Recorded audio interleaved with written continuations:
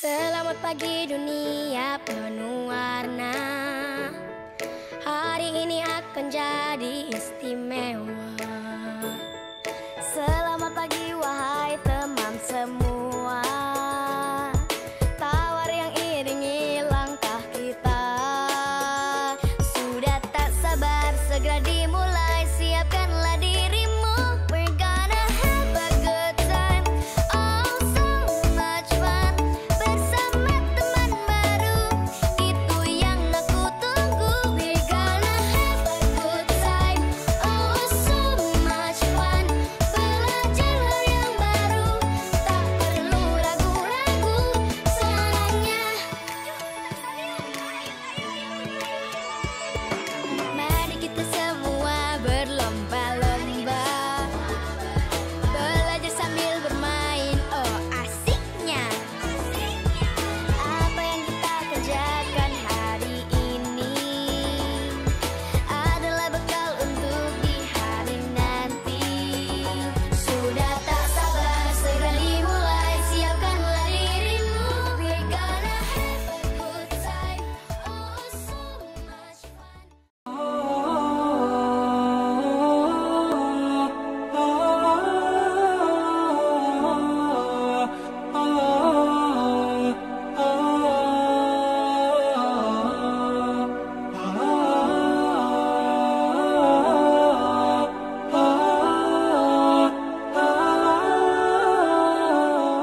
Na'udzubillahi minasyaitonirrajim. Bismillahirrahmanirrahim. Assalamualaikum warahmatullahi wabarakatuh. Alhamdulillahi rabbil alamin. Assalatu wassalamu ala asyrafil anbiya'i wal mursalin wa ala alihi wa ashabihi ajma'in. Allahumma salli wa sallim ala sayyidina wa alihi wa man tabi'ahum bi ihsanin la yaumiddin, amma ba'd. Pertama, marilah kita sama-sama panjatkan puja dan syukur atas kehadirat Allah Subhanahu wa Ta'ala yang masih memberikan kita berbagai macam nikmat, iman, nikmat Islam, nikmat kesehatan, kesempatan, dan juga nikmat-nikmat yang lainnya, sehingga Allah Subhanahu wa Ta'ala mengumpulkan kita di dalam masjid yang insya Allah penuh akan keberkahan dan rahmat Allah. Semoga Allah Subhanahu wa Ta'ala mencatat di antara amalan-amalan kita pada hari ini amalan terbaik di sisi Allah Subhanahu wa Ta'ala. Amin ya rabbal alamin. Salawat dan salam selalu kita sampaikan kepada junjungan kita Nabi besar Muhammad sallallahu alaihi wasallam. Semoga salawat yang kita sampaikan, salam yang kita aturkan, sunnah-sunnah yang kita laksanakan, bukti kecintaan kita, bukti ketaatan kita, bukti bahwasanya kita benar-benar pengikut setia baginda Nabi sallallahu alaihi wasallam, sehingga di hari akhirat kelak kita mendapatkan syafaat dan juga dipertemukan bersama baginda di surga Firdaus. Amin ya rabbal alamin. Bapak Ibu yang dirahmati oleh Allah Subhanahu wa Ta'ala, insyaallah pada hari ini kita akan melenceng sedikit Bapak Ibu, yang mana pembahasan minggu sebelumnya kita di dalam fikih munakahat ataupun di dalam fikih pernikahan belum selesai, tapi tidak apa-apa, insya Allah akan kita sambung lagi pada pertemuan yang akan datang, dikarenakan kita sekarang sudah masuk di bulan Zulqa'dah dan kurang dari 1 bulan kita akan memasuki bulan Zulhijjah. Di antara bulan Zulqa'dah juga merupakan bagian dari bulan yang Allah Subhanahu wa Ta'ala berikan kemuliaan di dalamnya. Allah lipat gandakan pahala-pahala bagi kita yang melaksanakan amal yang soleh. Begitu juga dengan bulan Zulhijjah, bulan setelahnya. Wabil khusus ketika tanggal 10, 11, 12, 13 Zulhijjah, ada yang kita kenal dengan istilah kurban. Namun Bapak Ibu yang dirahmati Allah Subhanahu wa Ta'ala, insya Allah kita akan membahas pembahasan yang lebih umum. Bukan hanya membahas tentang kurban, namun kita akan membahas tentang penyembelihan Bapak Ibu sekalian. Mungkin sebagian dari kita ada yang beli ayam sudah dipotong. Ada yang dari kita ketika kurban minta tolong dengan kepanitiaan. Namun mungkin ada sebuah masa ataupun sebuah keadaan kita dituntut untuk juga bisa melaksanakan bagian dari kewajiban, bagian dari pensucian bagi hewan yang akan kita konsumsikan tersebut agar suci, agar bisa halal untuk dikonsumsi. Maka insya Allah kita akan membahas pada hari ini tentang at-tazkiyah. Jadi tazkiyah itu Bapak Ibu sekalian merupakan bermakna pensucian. Maksudnya adalah pensucian di sini adalah bagaimana kita, syariat sudah mengajarkan di dalam Al-Quran dan Sunnah, bagaimana mensucikan hewan yang akan kita konsumsi tersebut agar benar-benar halal, agar benar-benar menjadi hewan yang masuk ke dalam tubuh kita, keberkahan, kebaikan, dan juga diridhoi oleh Allah Subhanahu wa Ta'ala. Tazkiyah itu berasal dari bahasa Arab, Bapak Ibu sekalian, yang artinya adalah suci ataupun bersih. Ya.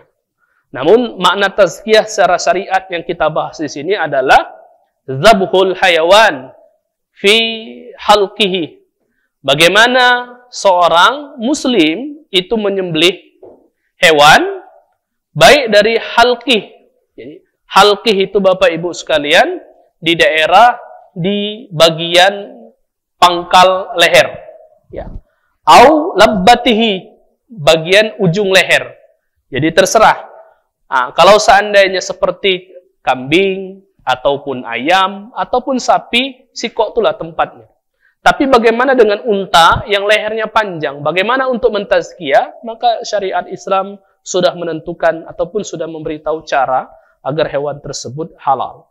Dan termasuk juga di dalam pembahasan tazkiyah ini, baik hewan yang mampu untuk kita sembelih dari lehernya tadi, au bi ayyi aqrin muzhikil ruh, atau bagian-bagian anggota tubuh Bapak Ibu yang kita tidak mungkin untuk menyembelih hewan tersebut dari leher, sehingga diperlukan untuk sebuah tindakan sehingga ruh dari hewan tersebut bentuknya bisa hilang ataupun sudah masuk dalam kategori ataupun dikategorikan sama dengan disembelih.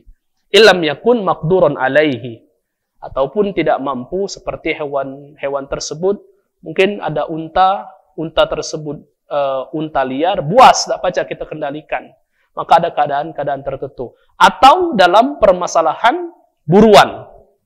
Bapak Ibu mungkin pernah hobi berburu ataupun hobi memancing, ataupun yang membutuhkan sebuah keahlian untuk mendapatkan hewan, ya, untuk dikonsumsi, ya, terutama. Sebagai contoh Bapak Ibu sekalian, tiba-tiba pengen berburu, kalau zaman dulu mungkin pakai panah, kalau sekarang mungkin pakai senapan angin, apapun jenisnya. Ya, syariat mengajarkan hewan itu masuk dalam kategori halal apabila disembelih. Nah, mana ceritanya kalau seandainya kita berburu hewan dan hewan yang kita buru tersebut matinya atau ruhnya hilang bukan dikarenakan sembelihan. Nah, itu termasuk bagian dari tazkiyah. Jadi tazkiyah itu umum Bapak Ibu, bagaimana cara seorang muslim untuk mensucikan hewan yang akan dikonsumsi tersebut agar benar-benar menjadi hewan yang halal. Efeknya apa Pak Bu kalau tidak ditazkiyah Bapak sekalian? Maka masuk dalam kategori hewan yang haram untuk dimakan. Masuk dalam kategori bangkai ataupun mayit. Hurrimat alaikumul maytatah, kata Allah, diharamkan bagi kalian bangkai. Nah, masuk bangkai di sini mana? Matinya hewan dikarenakan tidak ditazkiyah ataupun tidak disucikan ataupun dijadikan hewan yang halal untuk dikonsumsi. Nah, bahasa kita tuh Bapak Ibu mungkin ada ayam yang bentuknya tidak disembelih, mati. Nah, disebut dengan ayam tiren dan sebagainya. Nah, itu masuk dalam kategori bangkai dalam syariat. Ustadz, dia tuh matinya baru, Ustadz. Ya, masih segar, masih bisa untuk dikonsumsi, tetapi tidak ditazkiyah di dalam syariat Islam, maka tetap dikategorikan sebagai hewan yang masuk dalam kategori bangkai. Bapak Ibu yang dirahmati Allah Subhanahu wa Ta'ala, hikmah kenapa kita diperintahkan untuk mentazkiyah hewan. Padahal sama baik, ya, hewan itu mati mungkin kan, atau mungkin dengan cara-cara yang lain. Mungkin kita suntik Bapak Ibu sekalian, langsung mati hewan tersebut. Ustadz, aku kasihan nak ngelelek hewan tersebut. Maka aku suntik mati. Kan sama baik. Kalau dilelek itu darahnya keluar dan sebagainya. Kalau suntik mati tidak nyiksa dia. Maka syariat arabta anna tazkiyatal hayawan lihilli aklihi takumu ala makna ta'abbudi. Kita ketika menyembelih itu Bapak Ibu sekalian bukan cuman untuk menjadikan hewan tersebut halal untuk dikonsumsi bagi kita, tetapi bentuk dari ibadah yang kita laksanakan. Bapak Ibu, seperti kurban. Kurban itu bukan penyembelihan, kata Allah, bukan darahnya, bukan dagingnya yang sampai, tetapi ketakwaan kita. Begitu juga dengan bagaimana kita mentazkiyah ataupun menjadikan hewan yang kita sembelih tersebut sesuai dengan syariat di dalam menghilangkan ruhnya, maka itu adalah bentuk dari ibadah plus juga untuk sucinya hewan. Karena Bapak Ibu sekalian, ulama menjelaskan ada hikmah yang tidak kita ketahui. Ya, di balik hal-hal tersebut. Contoh Bapak Ibu, 1400 tahun, ya, Pak Haji, 1400 tahun yang lalu, belum ada ilmu kedokteran yang membahas tentang ketika hewan tersebut ngapo nak dileleknya dengan leher. Belum.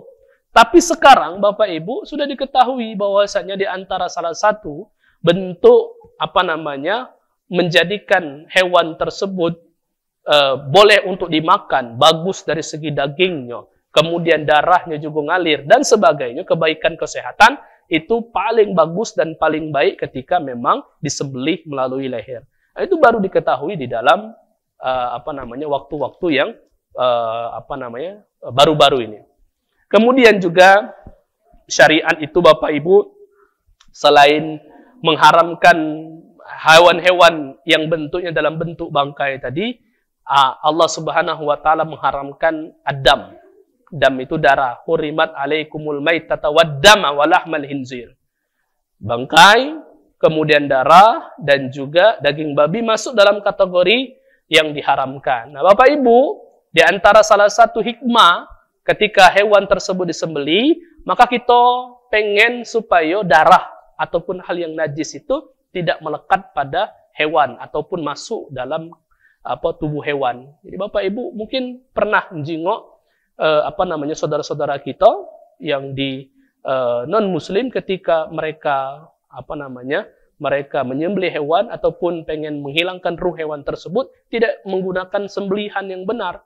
Ada yang dipotong dari pundaknya, ada yang ditutup kepalanya. Hal tersebut akan menyebabkan penyiksaan terhadap hewan dan termasuk mungkin ada hal-hal yang bisa merusak ataupun mengkontaminasikan daging yang akan dikonsumsi tersebut. Ala kulli hal, setiap apa yang telah Allah Subhanahu wa taala turunkan dari syariat, pasti ada hikmah, dan hikmah tersebut demi kebaikan hamba ataupun manusia itu sendiri.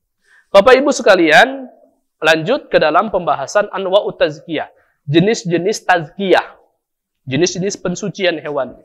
Yang pertama ada yang disebut dengan az-zabhu. Zabhu. Atau yang kita kenal dengan istilah nyembelih tadi itu.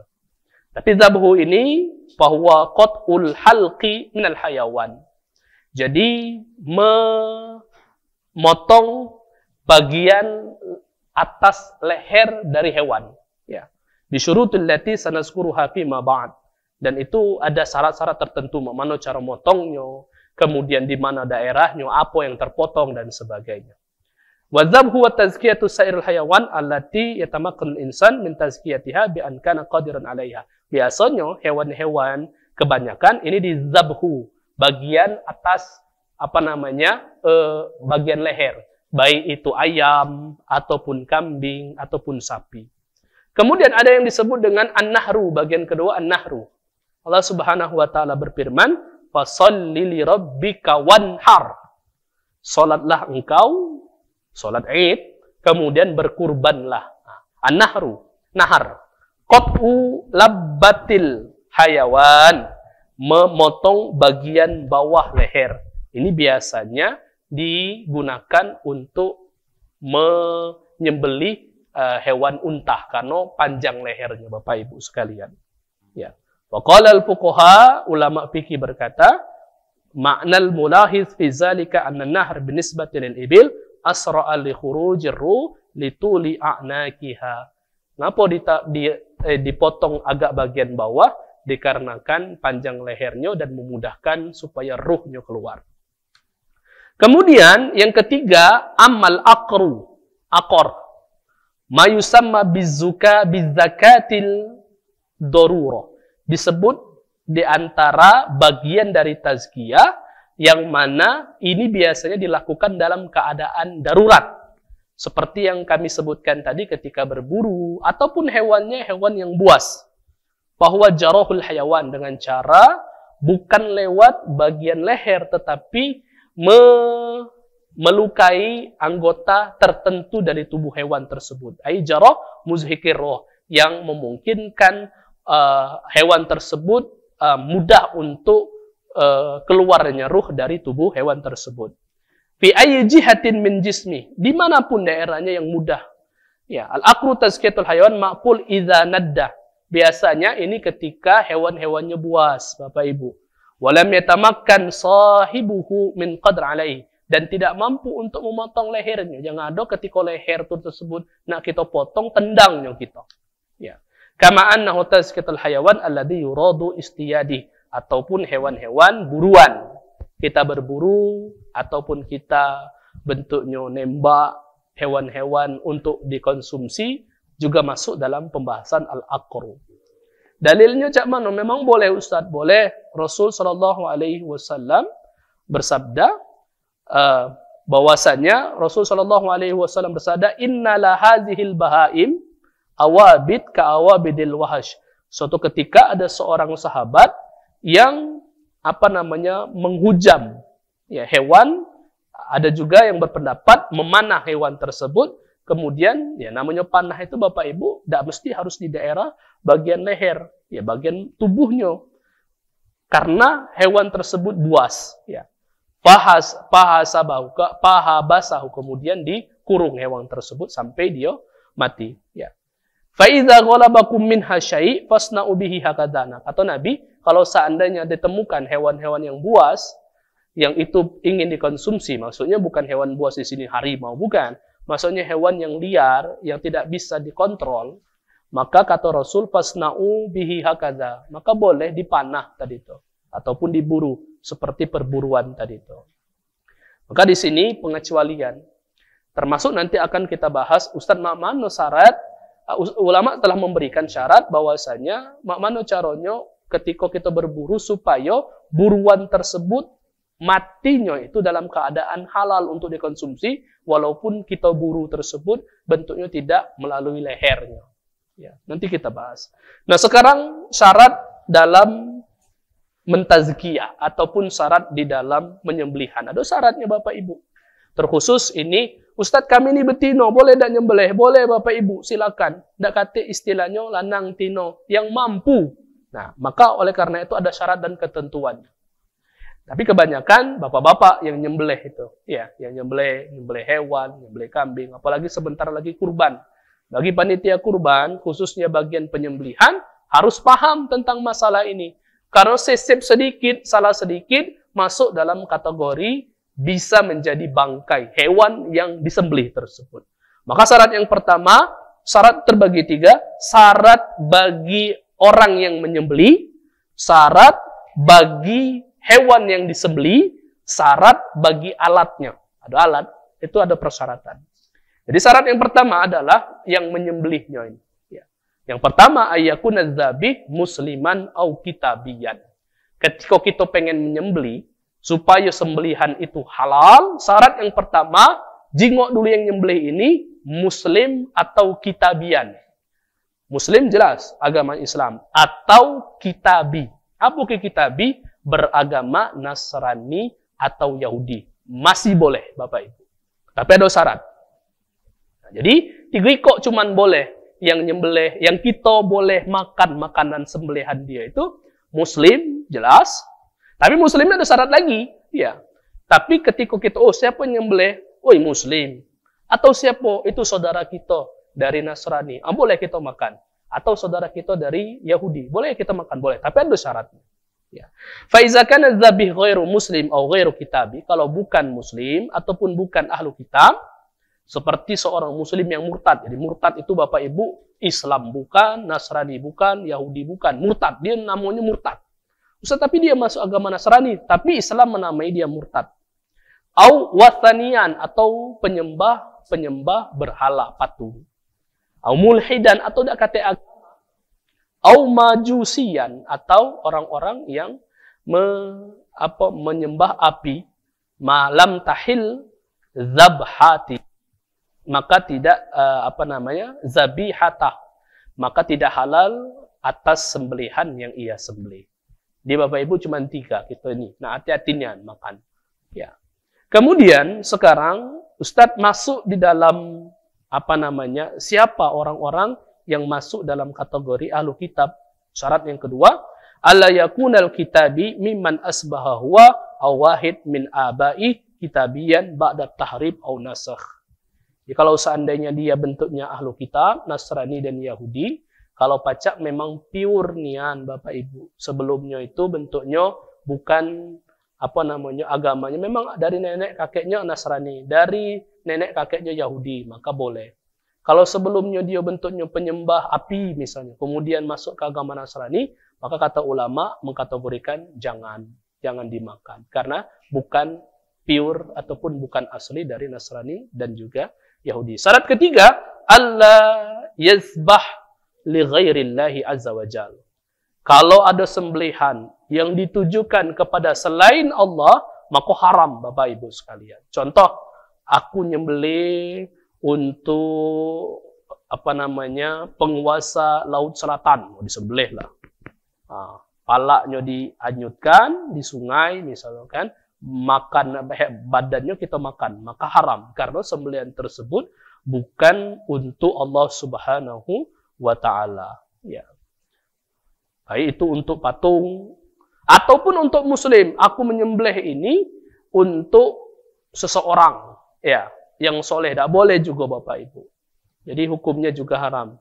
Atau Nabi, aku cintanya dengan Nabi Muhammad, maka aku nyembelih atas nama Nabi Muhammad. Ya. Lam tahil zabhan, maka tidak boleh dimakan dagingnya tersebut. Fa iza tawaffarat hadhihi surutus salasa fi dzabihalat dzabihata. Kalau seandainya terpenuhi 3 syarat ini, maka hewan yang disembelih yang terpenuhi 3 syarat ini maka halal. Min ghairi farqi baina ayyakuna rajulan aw imra'ah, baik laki-laki ataupun perempuan yang nyembelih, kabiron aw saghiran, tua muda, bal la farq baina mumayyiz wa ghairihi was-saqran wal janun ghairihi. Intinya madamat taqati dzabh mawjudatun wa madamal qasd mutawaffiran fi dzabih.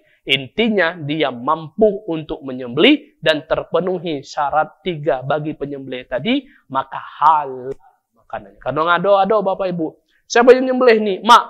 Tidak boleh sembelihannya, tidak boleh. Karena apa? Ada pemimpin, bapak tidak boleh makannya. Karena apa? Sembelihan hasil mak. Ada kata dalilnya Bapak Ibu. Ya, selama dia mampu untuk nyembelih, bapaknya ini malas-malas, dah galak, takut darah. Ada kawan kami Bapak Ibu takut darah dia, dah galak nyembelih. Jadi bininya ya yang nyembelih ayam, maka tetap halal untuk dimakan. Kemudian yang kedua adalah syurutul muta'alliqah bil mazbuh, yang syarat berhubungan dengan hewan yang disembelih tersebut Bapak Ibu. Yang pertama, ayudrikadz dzabi al hayawan qabla dzabihi fihi hayatun mustaqirah. Yang pertama, hewan tersebut benar-benar hidup. Kalau bentuknya sudah mati, maka tidak lagi masuk, haram untuk dimakan. Jadi kehidupannya itu mustaqirah, atau hidupnya memang diketahui. Yang kedua, syaratnya adalah qad ukul minal halqum wal mari. Ini yang paling penting. Ketika dipotong hewan tersebut, ketika disembelih, maka minimal 2 jenis urat yang harus putus. Yang pertama halqum, yang kedua mari. Apa halqum? Tempat lewatnya udara, menapasnya hewan tersebut. Kalau halqum mari, itu adalah tempat lewatnya makanan. Nah, 2, dia itu artinya 3, Bapak Ibu. Tempat napas itu 2. Tempat lewat makanan itu siko, artinya 3. Nah, dia itu harus 3 ikok putus. 2 jenis, tapi 3 ikok. Maka ketika sudah putus dua jenis dari urat tersebut, dari hewan, maka sudah sah. Sikok beda tepuk, sikok beda tertinggal dari urat halkum dan mari itu, maka tidak sah masuk dalam kategori bangkai. Syarat yang ketiga, isra' bil qat'i. Nah ini penting Bapak Ibu. Ketika nyembelih jangan ragu-ragu dan cepat. Kalau cak hewan ayam cepat Bapak Ibu mudah.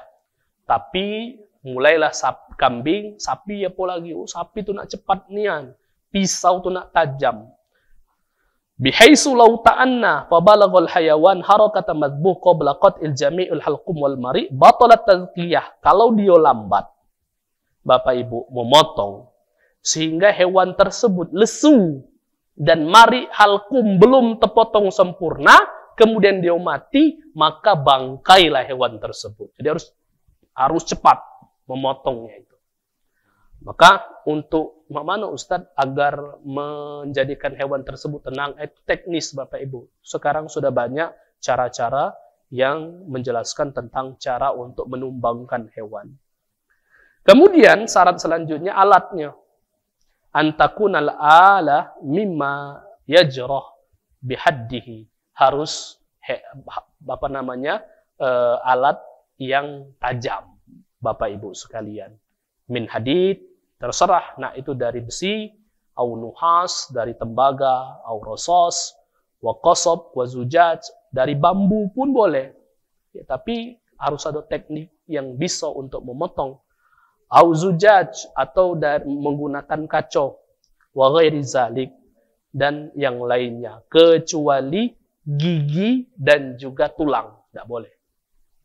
Tiba-tiba mungkin gigi kita kecil Bapak Ibu, tapi mungkin gigi sapi mungkin kan diasah jadi tajam, atau tulang. Nah, termasuk bagian tulang itu Bapak Ibu taring, taring gajah itu, taring. Bukan taring, apa tuh yang itu tuh?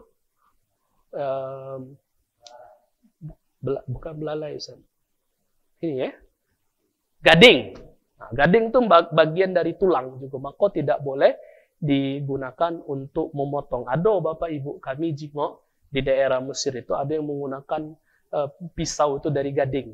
Ya, gading hewan itu, gajah dan sebagainya. Tidak boleh digunakan. Ya. Nah, itu syarat-syarat. Nah, apabila terpenuhi syarat tadi Bapak Ibu, maka seseorang sudah dianggap telah melaksanakan tazkiyah ataupun sudah melaksanakan yang namanya pensucian ketika melaksanakan penyembelihan. Kemudian Bapak Ibu sekalian, terakhir Ustadz, makmano caro supaya apa yang kita kita buruh itu, ataupun hewan yang kita buruh, bagian dari akor tadi itu, menjadi halal. Ya, ketika kita tidak menyembelih, ataupun ketika kita tidak menghilangkan ruhnya melalui leher tadi. Maka Bapak Ibu yang dirahmati Allah Subhanahu wa Ta'ala, ada syarat di dalam ketentuan. Yang pertama, syaratnya adalah hendaklah pertama sekali ketika sebelum berburu itu menyebutkan asma Allah Subhanahu wa Ta'ala, bismillah. Pertama ketika nak nembak itu Bapak Ibu, bismillahirrahmanirrahim.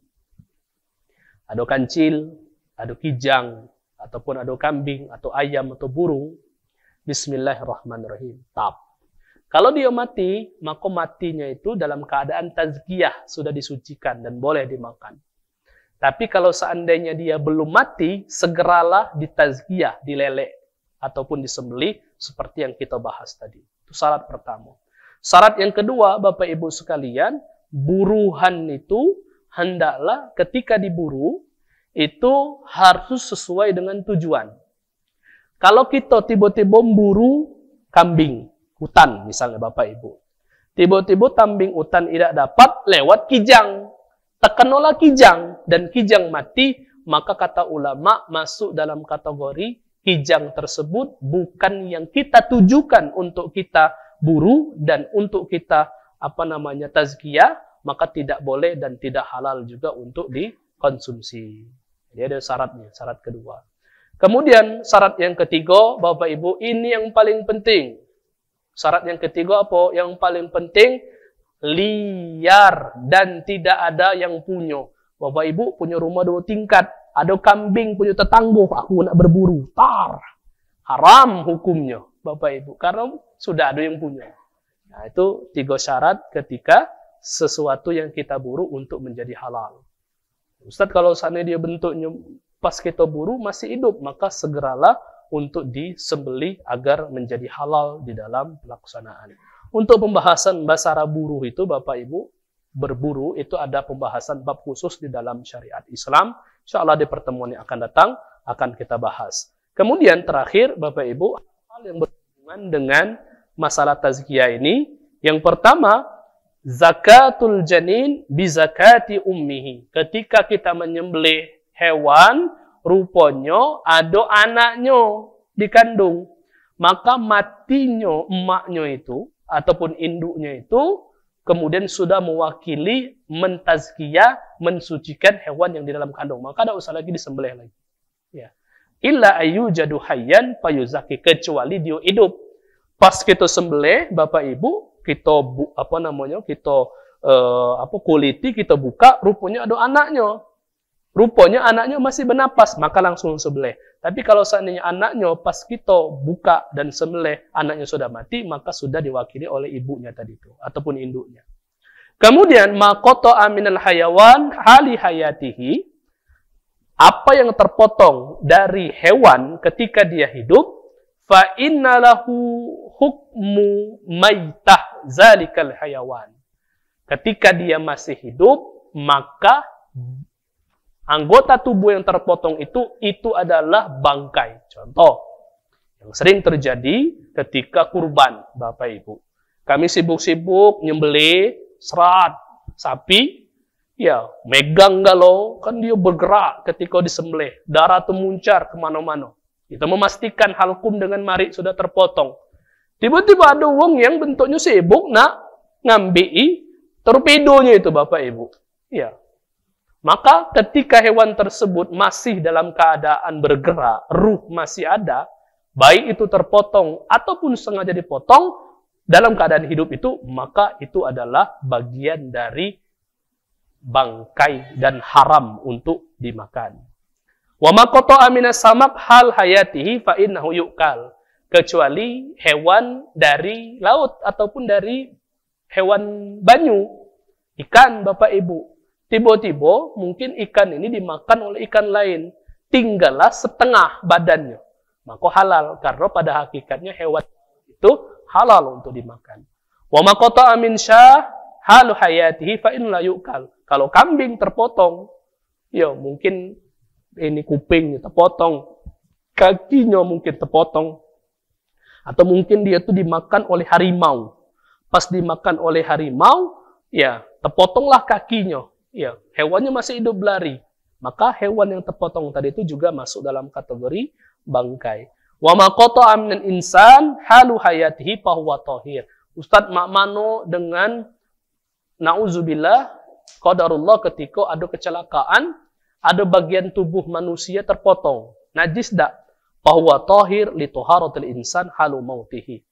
Dia tidak najis, karena kenapa? Manusia dalam keadaan dia hidup dan dalam keadaan dia wafat, masuk dalam keadaan makhluk yang suci dan tidak najis. Wa ma qata'a min dabbatin hala hayati fa huwa najas najasati mayyitata. Begitu juga dengan hewan-hewan yang lain, Bapak Ibu, walaupun tidak dimakan. Contoh, ada hewan ular tiba-tiba terpotong, acak cicak, sering ya Pak Bu ya. Cicak itu galak motong ekornya. Ya. Nah, maka bagian potongan ekornya itu adalah bagian yang najis. Hati-hati jangan dipegang. Kalaupun nak pegang, cuci lagi tangannya, karena itu bagian dari hal-hal yang najis. Ya. Ustadz, cak mano dengan hewan-hewan yang terpotong ataupun hewan-hewan yang sengaja dipotong, tapi bukan anggota tubuh, bulu ataupun bagian dari rambut-rambutnya. Seperti Bapak Ibu kan sering kita jingok wol. Wol itu kan berasal dari domba, dipotong.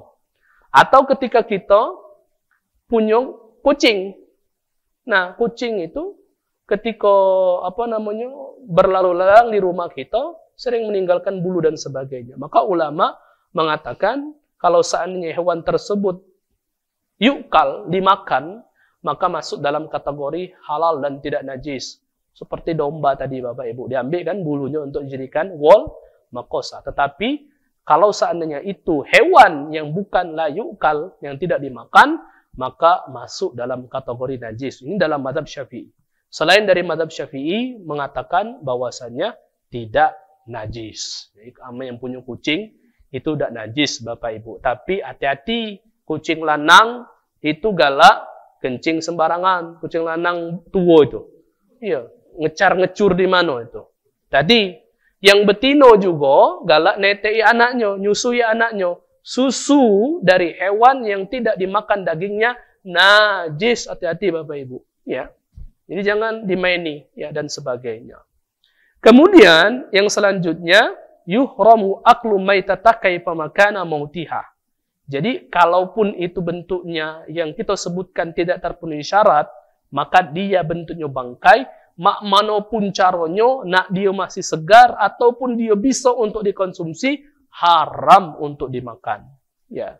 Baik dia allati matat hanapan bihablin, dia mati dikarenakan tercekik dengan tali ketika menjaga ataupun tali yang memegang hewan tersebut, atau terpukul dengan tiba-tiba hewan ini banyak bergerak, nyampaklah kayu, ketimpa mati, tetap haram.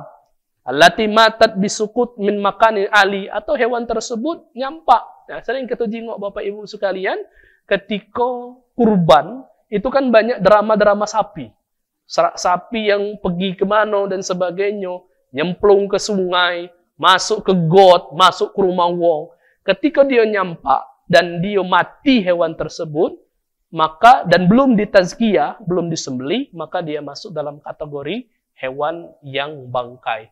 Maka melama bentuknya lah sekarat lah kejinguan ngap-ngap itu langsung sembelih lah Bapak Ibu supaya halal untuk dimakan.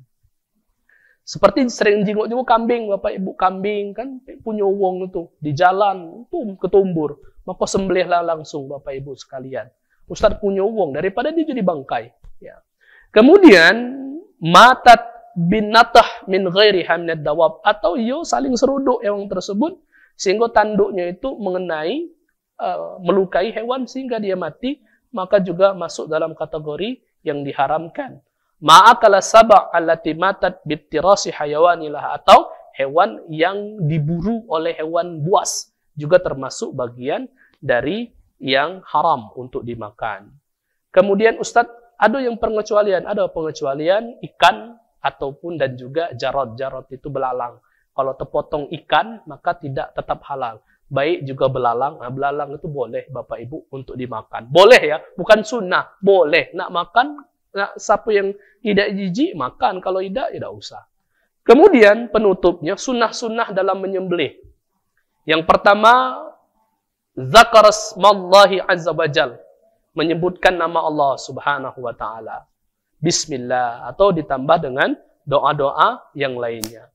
Qat'ul wadjain inda dzabah. Jadi Bapak Ibu sekalian, selain daripada dua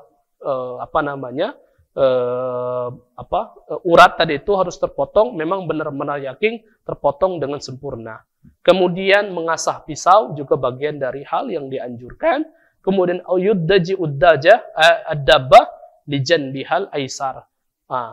Hewan itu ketika nak disembelih disunahkan dibaringkan bagian kirinya, sehingga kita injak di dekat lehernya itu bagian kaki kanan kita, kemudian kita sembelih seperti yang dilakukan oleh baginda Nabi sallallahu alaihi wasallam. Kemudian sunnah juga yaitu istiqbalul kiblah inda dzabh, menghadapkan kiblat hewan tersebut ketika disembelih. Bapak Ibu yang dirahmati Allah Subhanahu wa taala, yang kami jelaskan tadi itu adalah bagian dari bagaimana cara kita menjadikan hewan yang kita sembelih itu halal dan bisa untuk dikonsumsi, dan juga bentuk dari ibadah. Termasuk di dalamnya itu adalah nanti insya Allah akan ada pembahasan yang namanya pembahasan udhiyah, atau yang kita sebut dengan kurban, Bapak Ibu sekalian.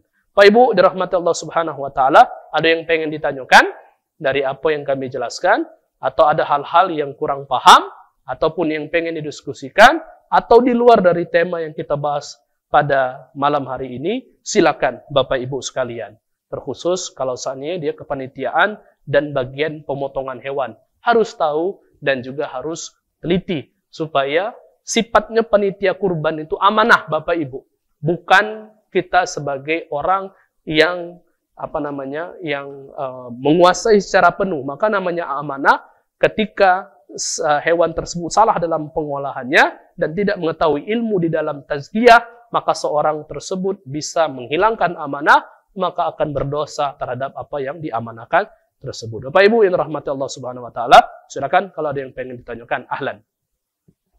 Kalau ada Bapak Ibu. Insya Allah pembahasan akikah itu minggu depan kita bahas, kita akan jawab. Bapak Ibu, kurban itu dari segi makna adalah penyembelihan yang dilaksanakan dalam waktu tertentu, yang bertujuan dalam bentuk mendekatkan diri kepada Allah. Itu kurban. Dan hukumnya menurut ulama cuma dua, Bapak Ibu sekalian. Kalau tidak dia bentuknya wajib, dia sunnah. Jadi wajib itu tingkatan tertinggi hukum perintah.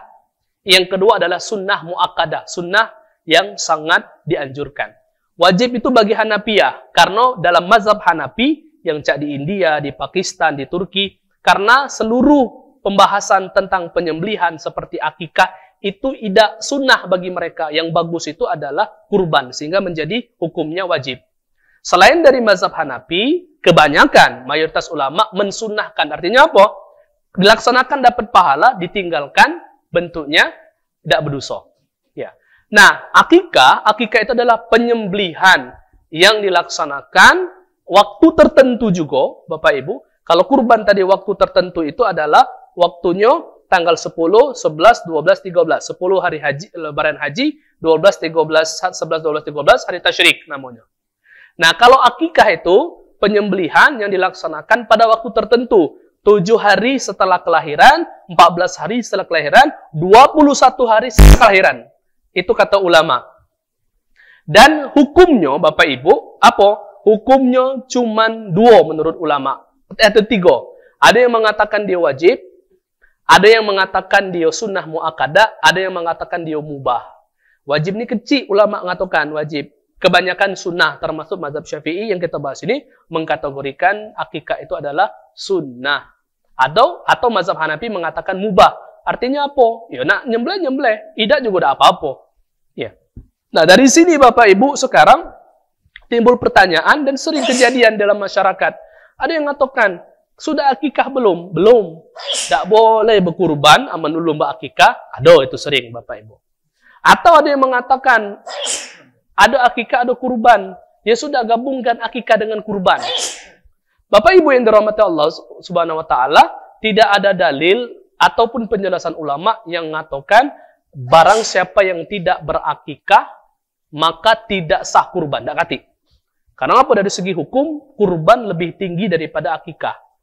Maka silakan Bapak Ibu berkurban. Kedua, dari segi waktu, kurban itu Bapak Ibu, akikah itu dilaksanakan oleh orang tua, bukan kita. Yang kedua, waktunya habis. Bapak Ibu, 7 hari, 14 hari, 21 hari. Kita ini 21 tahun lebih. Ya. Maka sudah habis sunnahnya itu. Ya. Maka kata ulama, hukum akikah itu boleh. Silakan kalau nak berkikah. Tapi ketika ada duit, Ustadz, mak mano? Kalau ada duit, akikah dengan kurban. Dengan waktu-waktu tersebut. Tapi kalau tidak kata duit, maka dahulukan kurban lebih baik dalam pelaksanaannya. Jadi Bapak Ibu, akikah itu insya Allah akan kita bahas. Akikah itu salah satu bentuk dari pembebasan seorang anak dari tawanan. Kullu mauludin murtahin bil akikah, kata Rasul. Setiap anak itu, dia tuh murtahin. Ya, tergadaikan. Kecuali dia diakikahkan, diberi nama, dan dipotong rambutnya. Jadi itu insya Allah kita bahas. Maksudnya yang tergadaikan itu apa? Ya, maksud tergada itu ada ulama yang menjelaskan maksudnya dia tuh diganggu setan, Bapak Ibu sering diganggu setan, galak nangis, maka diakikahkan. Itulah mungkin ada adat-adat di daerah selain, mungkin ada juga adat kita ini, ketika dia bentuknya galak nangis, ketika dia bentuknya galak sakit-sakitan, kita ganti nama. Nah, sebenarnya syariat Islam yang mengajarkan itu, tapi sepaket Bapak Ibu, diakikahkan, diberi nama yang baik, dan dipotong rambutnya. Dicukur rambutnya. Itu insya Allah akan kita bahas. Jadi Bapak Ibu, kalau ada duit, ya akikah bagus. Kurban juga bagus, dua-duanya. Tapi ketika, udah kata duit, Ustaz cuma sikok nih lah. Maka dahulukan kurban. Apalagi waktu kurban ini dekat. Kurban itu adalah ibadah yang setiap helai di dalam bulunya dan setiap tetes dari darahnya itu akan menjadi pahala dan mengampuni dosa-dosa kita. Suatu ketika Fatimah binti Rasul sallallahu alaihi wasallam diperintahkan Nabi, "Kumi ya Fatimah, Fatimah bangkit, fashhadi, bangun dan lihatlah apa kurban yang engkau kurbankan tersebut. Bahwasanya kutrah ataupun satu tetes dari darah yang keluar itu akan menjadi ampunan dosa bagi engkau." Nah, itu maka lebih utama dalam pembahasan kurban tadi. Jadi ibu kalau nak berkurban dengan akikah, kurban dulu. Kalau ada duit setelah kurban, akikah silakan. Boleh juga. Nah, untuk akikah itu beda Bapak Ibu. Untuk kurban tidak boleh dimasak, akikah boleh dimasak. Untuk kurban itu ada nazar dan sebagainya. Akikah itu tidak kata istilah yang namanya nazar dan sebagainya. Nah, itu insya Allah akan kita bahas di pertemuan yang akan datang tentang pembahasan masalah akikah. Ada lagi Bapak Ibu? Silakan. Ya. Ya, insya Allah pembahasan kurban secara detail itu sudah setelah pembahasan masalah akikah minggu setelahnya. Tapi tidak apa kita bahas. Bapak Ibu, panitia kurban itu akad amanah namanya.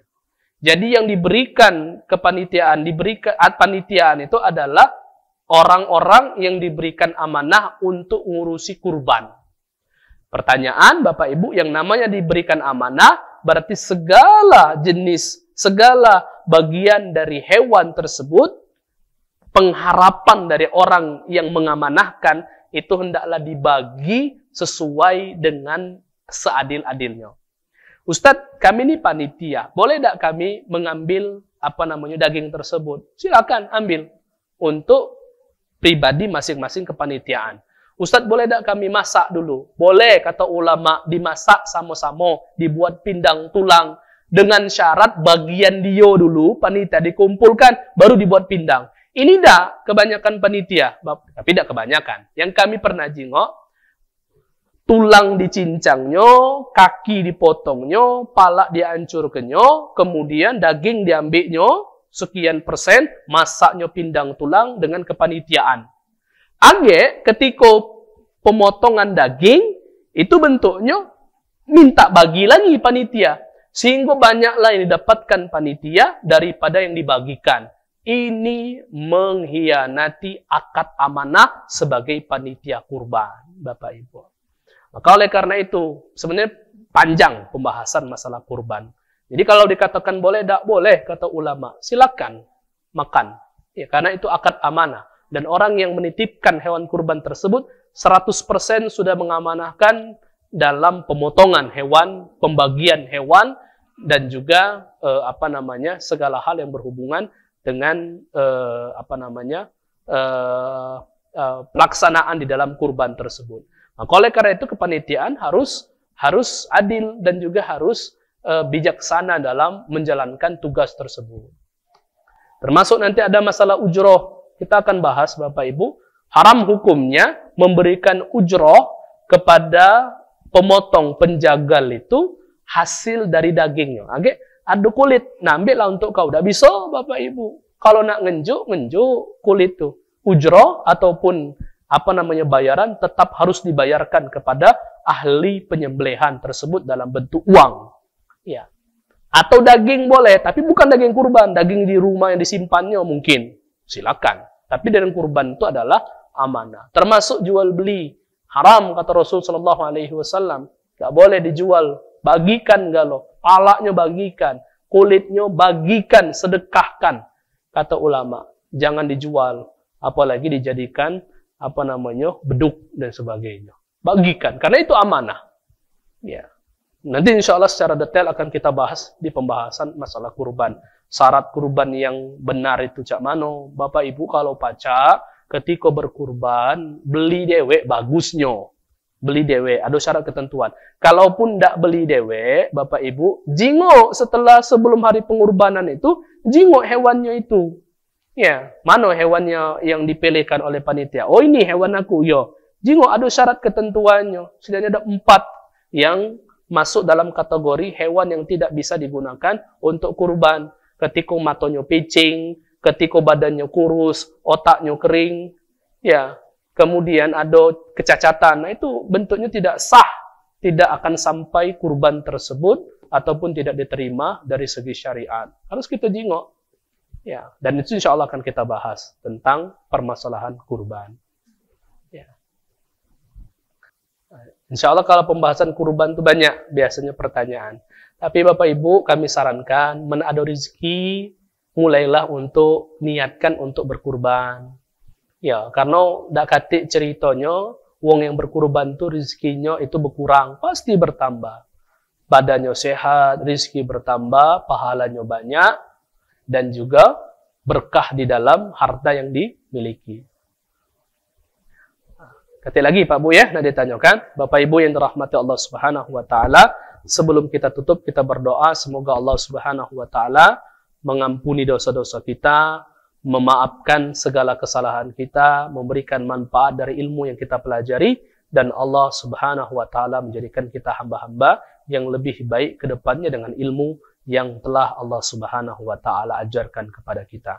Nauzubillahi minasyaitonirrajim. Bismillahirrahmanirrahim.